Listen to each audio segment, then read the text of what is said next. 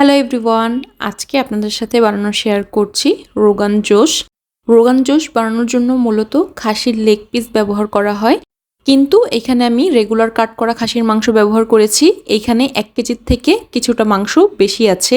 দিয়ে দিচ্ছি 1 table spoon লবণ, একই সাথে দিয়ে দিচ্ছি 3 টেবিল স্পুন টক দই।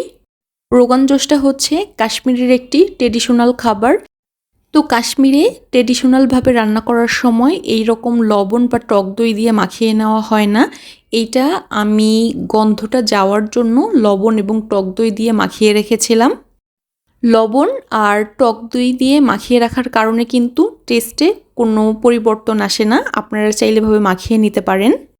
দিয়ে দিচ্ছি 1 কাপ সরিষার তেল, তার সাথে 2 কাপ পেঁয়াজ দিয়ে আমি হালকা কিছুটা বেরেস্তার মতো করে নিব। পুরোপুরি বেরেস্তা করব না, সামান্য কিছুটা লাইট কালার যখন চলে আসবে পেঁয়াজগুলো ভাজার কারণে, সেই পর্যায়ে হচ্ছে আমি মাংসটাকে দিয়ে দেব।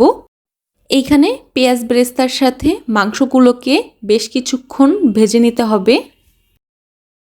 পেঁয়াজ বেরেস্তার সাথে মাংসটাকে আমি অলমোস্ট 10 থেকে 15 মিনিটের মতো এইভাবে ভেজে নিয়েছি।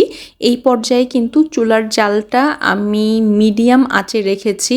আপনারা যখন এভাবে ভেজে নেবেন তখন চুলার আঁচটা কমিয়ে নিতে পারেন, না হলে কিন্তু পাতিলের সাথে লেগে যেতে পারে। আমার বেশ কিছুক্ষণ ভাজার পর আমি ঢাকনা দিয়ে ঢেকে দিচ্ছি।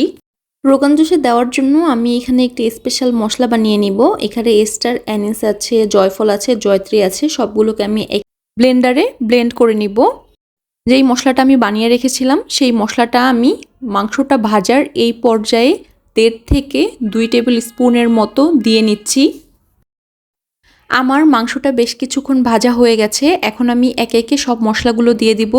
এখন দিয়ে দিচ্ছি 1 টেবিল স্পুনের মতো মরিচের গুঁড়া, 1.5 টেবিল স্পুন দিচ্ছি ধনিয়ার গুঁড়া, একই সাথে দিয়ে দিচ্ছি 1.5 টেবিল স্পুনের মতো গরম মশলার গুঁড়া।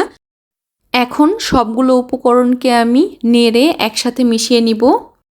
মূলত রোগান জোশ রান্না করার সময় মশলাগুলো একটু পরপর দিতে হবে এবং এভাবে তেলের সাথে একসাথে মিশিয়ে বেশ কিছুক্ষণের মতো কষিয়ে নিতে হবে। ট্রেডিশনালি যখন রান্না করা হয় তখন মাংসটাকে প্রথমে সেদ্ধ করা হয়, তারপর তেলের সাথে সবগুলো মশলা দিয়ে একে একে রান্নাটাকে করে নিতে হয়। কিন্তু এইখানে যেহেতু আমি সেদ্ধ করিনি, তো পানি দিয়ে পরে সেদ্ধ করে নিলে সেই একই টেস্ট আসবে। তো আমার কাছে এভাবে বেশি ইজি মনে হয়। মাংসটাকে বেশ কিছুক্ষণের মতো কষিয়ে এখন আমি দিয়ে দিচ্ছি আদা রসুন বাটা। এখানে আমি 2 টেবিল স্পুনের মতো আদা রসুন বাটা দিয়েছি। আদা রসুন বাটাগুলো দিয়ে আমি এখন ভালো মতো একসাথে মিশিয়ে নিচ্ছি। এখানেও আমি আদা রসুনটাকে বেশ কিছুক্ষণের মতো কষিয়ে নিব। বেশ কিছুক্ষণ কষিয়ে নেওয়ার পর এই পর্যায়ে দিয়ে দিচ্ছি আমি হলুদের গুঁড়া। এখানে 1 টিস্পুনের মতো হলুদের গুঁড়া আছে। হলুদের গুঁড়াটাকে দিয়ে এখন আমি আবার একইভাবে বেশ কিছুক্ষণ কষিয়ে নিব। একই সাথে বারবার কিন্তু নেড়ে নিতে হবে, না হলে কিন্তু পাতিলের তলায় লেগে যাবে।